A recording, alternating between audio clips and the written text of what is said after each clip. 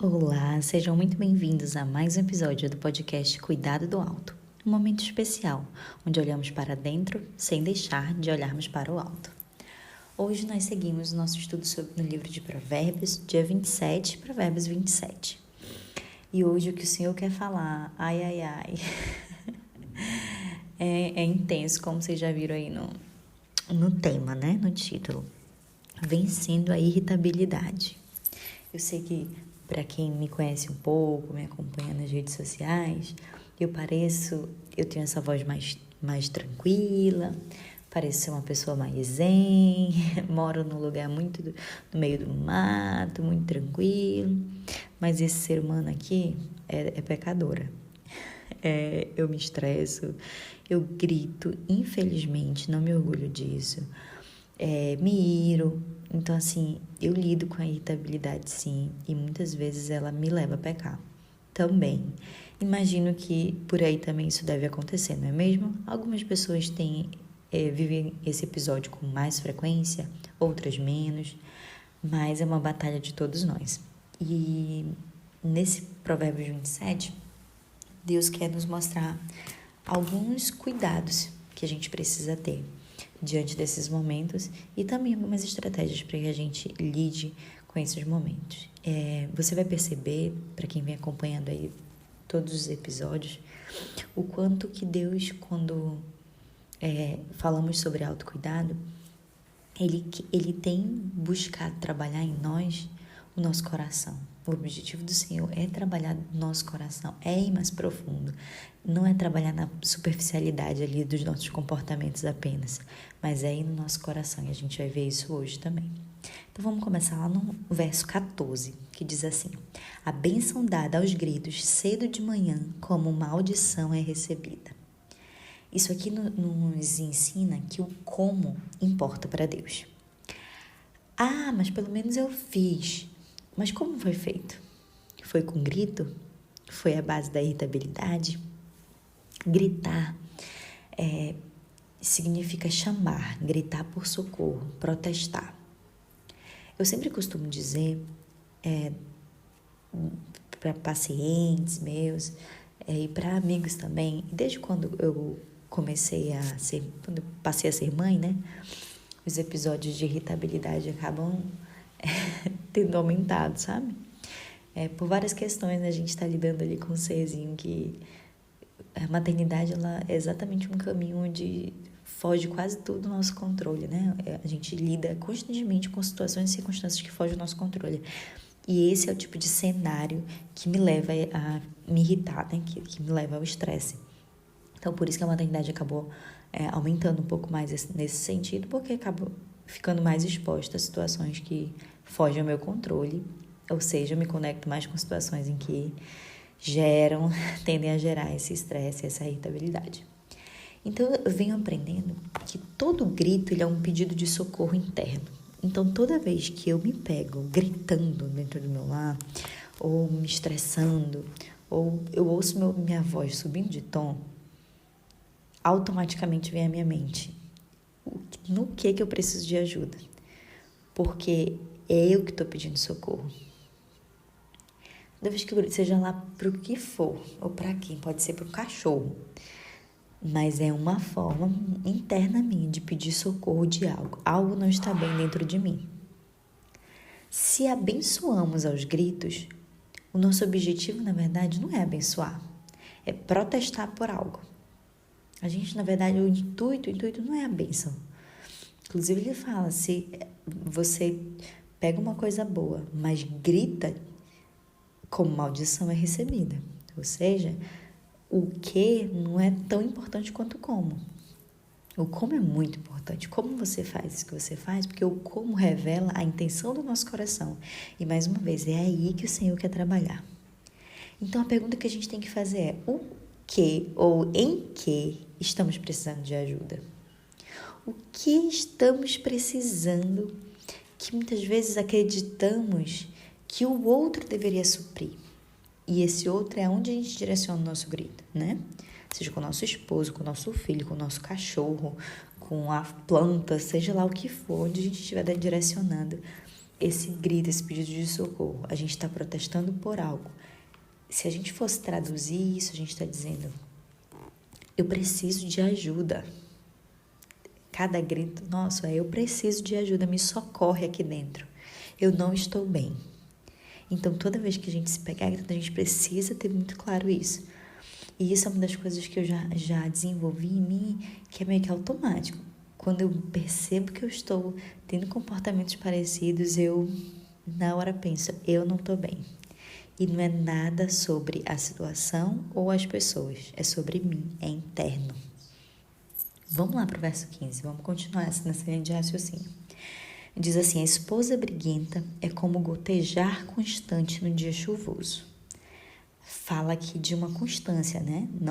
Ela não para, fica gotejando ali no dia de chuva. Vamos ver o que significa a palavra briga.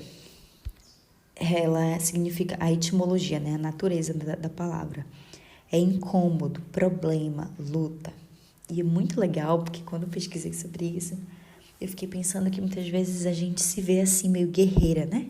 Sabe aquele dia que você se vê um pouco incomodada, mas assim armada, toda armada para lutar. A pessoa fala um ai, você já tá pronta ali para responder. Muitas vezes é aquele dia que a gente tá cansada, que a gente tá exausta, a gente tá toda armada para nos proteger. Por quê? Porque a gente não tá bem, a gente quer se proteger. E quando a gente tá assim, a gente é persistente. Mas a gente usa a ferramenta errada para resolver o problema. A gente faz de forma errada, usa essa persistência de forma errada.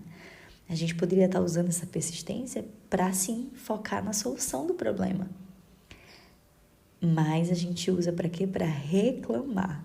E reclamar, o que significa? Gritar muito. Ou seja, está ligado com o verso de cima. De novo, gritar, pedir socorro. Então, a gente fica reclamando, brigando, né? Lutando ali. Não, você tem que fazer. Porque a gente está tentando solucionar o problema. Mas de forma errada, porque a gente está buscando a solução fora e não dentro.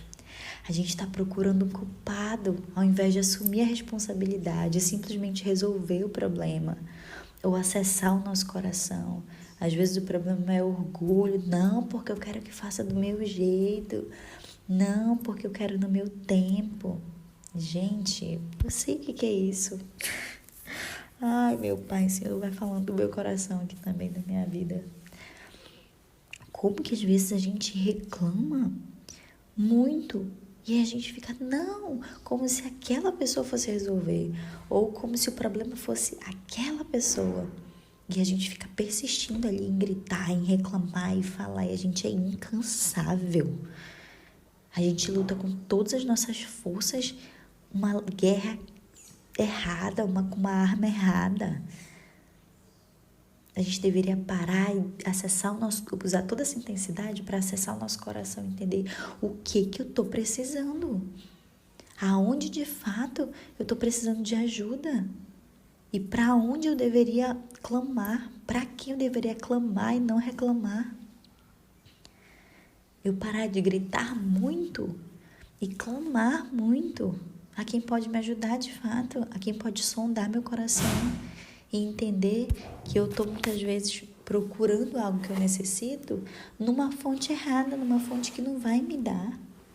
Gente, o nosso esposo, os nossos filhos, pessoas que a gente ama, amigos, não vão suprir um lugar que só Deus pode suprir.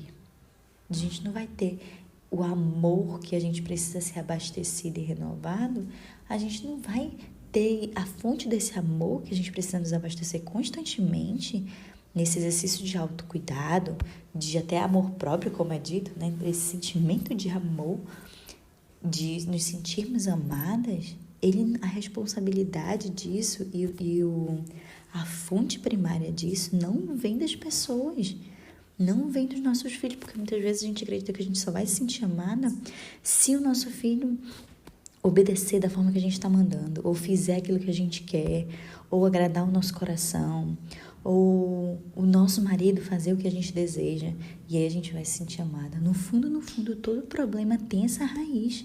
esse nosso desejo insano de se sentir amada. Mas a gente precisa entender que é a fonte correta, onde nós iremos ser supridas, onde nós de fato seremos enchidas pelo sentimento de amor, um amor genuíno. Eu sei que não é fácil, porque muitas vezes a gente direciona isso para as pessoas daqui e a gente, em busca desse amor, a gente fere as pessoas que a gente ama. A gente fere reclamando, cobrando e depositando um peso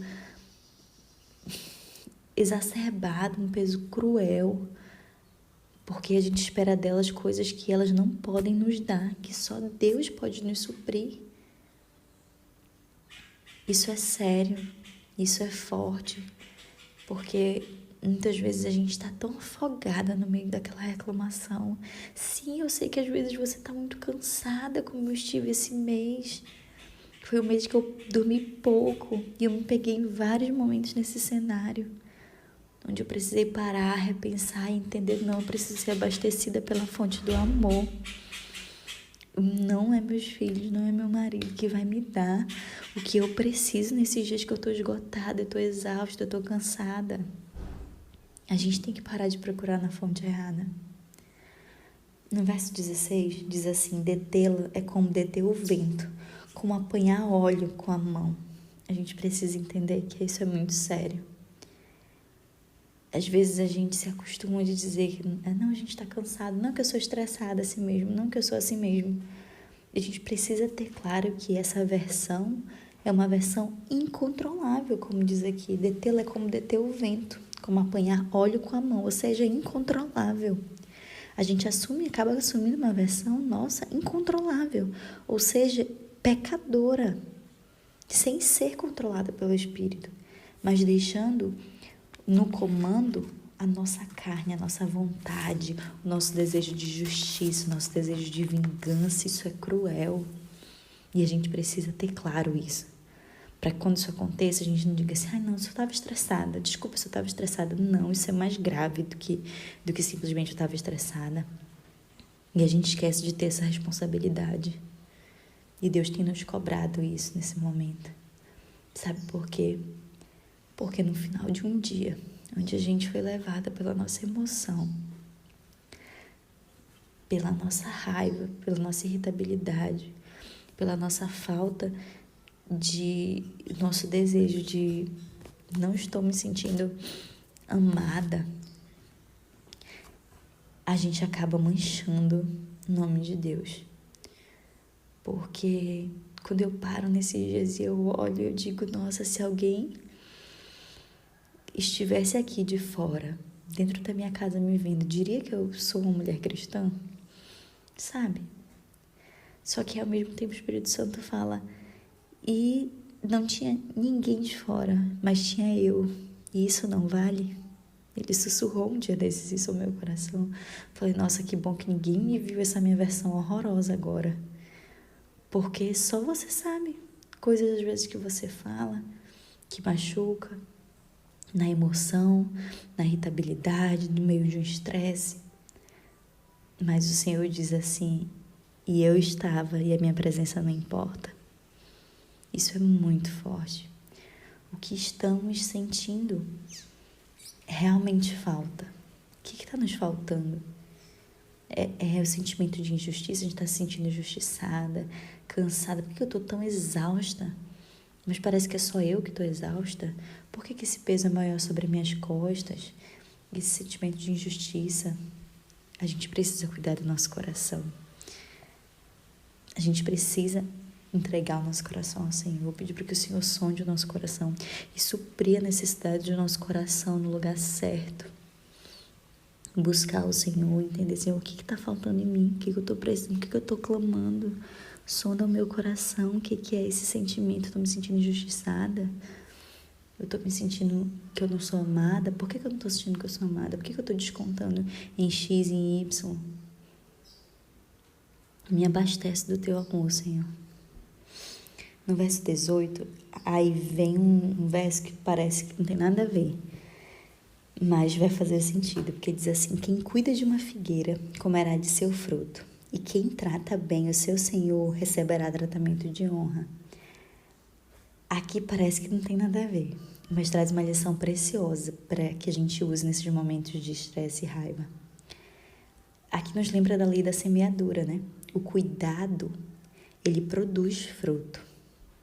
Se cuidamos do nosso coração, suprindo a necessidade dele, nos enchendo de amor de Deus, nos enchendo da presença de Deus, lembrando que o quanto nós somos amadas, o quanto nós somos queridas, o quanto nós não precisamos de X ou de Y, de que as coisas deem certo, de que o nosso dia saia tudo perfeito, de que a casa esteja toda limpa, de que tudo saia como a gente imaginou, de que nossos planos aconteçam. A gente não precisa disso para sermos amadas, nós somos amadas e ponto. Gente, eu falo isso para vocês, mas isso é tão difícil para mim quanto para vocês. Eu sei que isso não é fácil, mas a gente tem um Deus que é a fonte desse amor que a gente precisa nos abastecer diariamente. Então, se a gente cuida do nosso coração, a gente pode desfrutar de uma mente saudável. A gente pode desfrutar de uma vida cheia de amor, que transborda amor. E dá amor, que fornece amor e não grita. Onde você esqueceu ou deixou de se tratar com amor? Talvez a gente tenha nos distanciado das verdades que nos fazem lembrar que somos de fato amadas e deixamos de nos tratar e viver por essa verdade.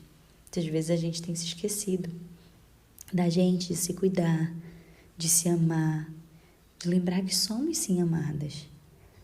Talvez um banho, talvez Deus quer abraçar você e ter um encontro com você num banho demorado, num cafezinho na sua sala, comendo um din-din, um bolinho quente, tendo algum momento para que você se abasteça ali na presença dele, do amor dele, e você desfrute daquele café, não porque a casa já está toda arrumada, não porque está todo mundo tomado banho, não porque está tudo perfeito e em ordem, e por isso você vai se recompensar porque você merece e você só é amada depois que você faz. Não, você vai fazer porque você sabe que você é amada e você vai se abastecer daquele que é a fonte do amor.